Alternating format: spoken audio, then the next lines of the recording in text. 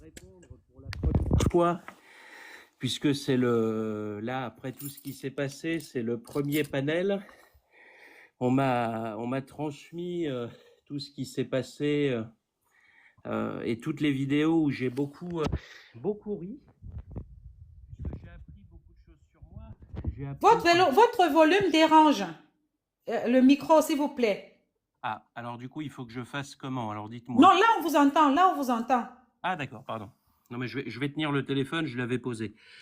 Du coup, effectivement, donc je suis content de pouvoir réagir parce que j'ai appris beaucoup de choses sur moi.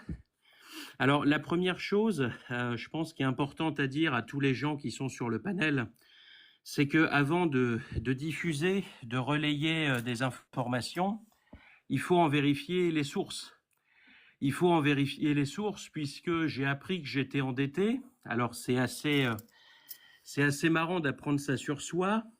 Donc, je peux répondre point par point si vous voulez, ou alors je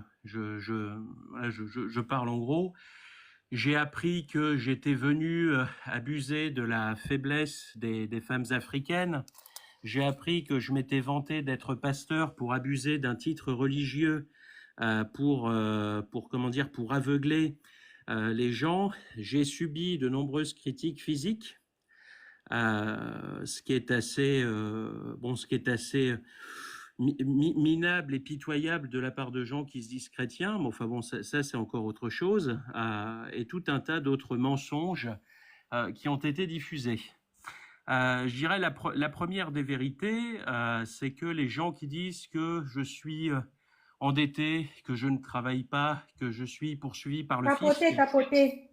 je les invite à faire une chose, je les invite à aller sur Google, je les invite à aller sur société.com, sur verif.com, sur Papers, sur tous les sites de l'État français, de taper mon nom, de taper le nom de la société, et vous aurez normalement les chiffres. Et s'il faut, je suis capable de publier publiquement les bilans de la société, les relevés de compte, etc. Ça, c'est la première chose.